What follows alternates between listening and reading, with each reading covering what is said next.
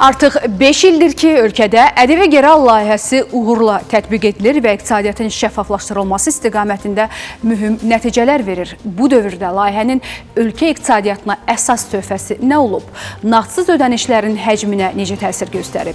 Bir sıra hallarda isə istehlakçılar ƏDV-ni geri ala bilmədiklərini deyirlər. Bu nə ilə bağlıdır? Mövzunu hər tərəfli araşdırmışıq. Gəlin sujeti izləyək.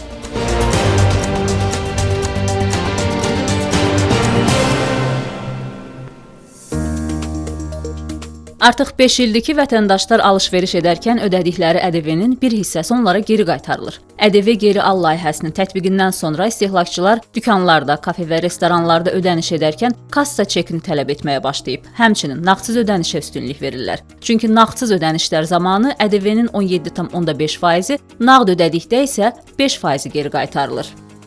Ən çox ərzaq mallarının ƏDV-sindən daha çox gəlir əldə olunur. Temassız ən çox çalışırıq edək, çünki orada da müəyyən keşbeklər var, heç bir problem yoxdur. Çox rahat şəkildə istifadə edirik. Əsasən mağazalarda istifadə edirəm, restoranlarda istifadə edirəm. Demək olar hər yerdə. Əslində kartla daha çox alış-veriş edirəm, o da sərf edir, keşbek verir. Razıyam, istifadə etməyə də davam edirəm, gələcək zamanlarda istifadə edəcəm. Böyük əksəriyyət kimi mən də istifadə edirəm. Əsasən cəhd eləyirəm, çalışıram ki, nəqdsiz olsun ödənişlər. Çünki nəqdsiz olanda bildiyimizə görə daha çox faizi gəlir geri. 5 illik dövr ərzində neft-qaz məhsulları, avtomobil, tütün və alkoqollu içkilərin satışı istisna olmaqla ticarət sahəsi tam əhatə olunub, xidmət sahələrində isə hər il yeni sahələr ƏDV geri al layihəsinə qoşulur. Vergi ekspertləri də layihəni yüksək qiymətləndirirlər. Ölkəmizdə iqtisadi islahatların aparılmasında çox böyük rol oynamışdı. Belə ki, 5 il əvvələ biz döndükdə nəyə görürük ki, kölgə iqtisadiyyatının həcmi kifayət qədər çox idi və çox sahibkarlar vardı ki, öz gəlirlərini rəsmi şəkildə qeydiyyatdan gizlədirdilər və biz artıq 5 ildir ki, nəyin şahidi olduq.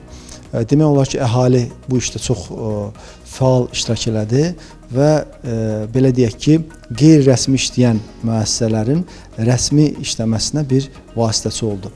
Nağdsız ödəmələrin artımı quraşdırılmış nəzarət kassa aparatı üzrə formalaşmış dövriyyələrdə də özünü göstərir. Belə ki, 2020-ci il, yəni layihənin başlandığı ildə onlayn nəzarət kassa aparatı üzrə nağdsız dövriyyə cəmi dövriyyənin 15%-ni təşkil edirdisə, 2024-cü ildə bu göstərici 46,5%-ə yüksəlib. Hazırda respublika üzrə quraşdırılmış yeni nəsil nəzarət kassa aparatlarının sayı 106 mindən çoxdur. Dövlət Vergi Xidmətinin idarə rəisi Zaur Seyidov deyir ki, son zamanlar ƏDV-nin geri alınması ilə bağlı bəzi xoşagəlməz hallar müşahidə olunur.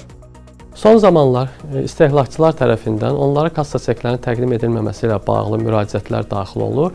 Həmin müraciətlərin araşdırılması zamanı aparılmış təhlillərə əsasən müəyyən edilmişdir ki, satıcı onların işçiləri tərəfindən kassa çekləri vətəndaşlara təqdim olunmur. Onların özləri tərəfindən ƏDV geri al məqsədləri üçün portala daxil edir. Bu da haqlı olaraq istehlakçıların narazılığına səbəb olur.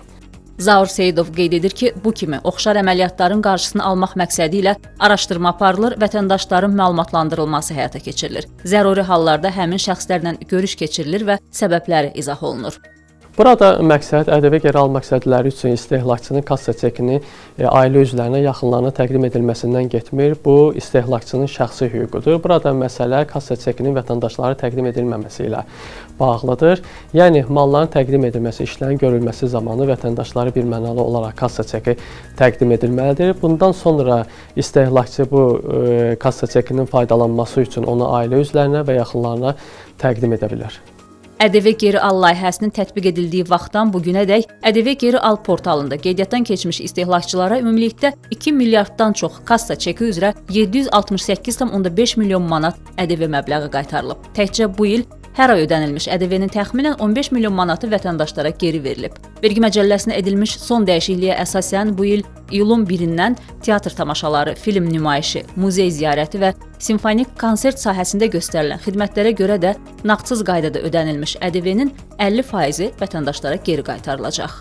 Azər Nağıyev, Yalçın Əmirzadə, Şəkərnaz Şəhəliyeva, İqtisadi Zona.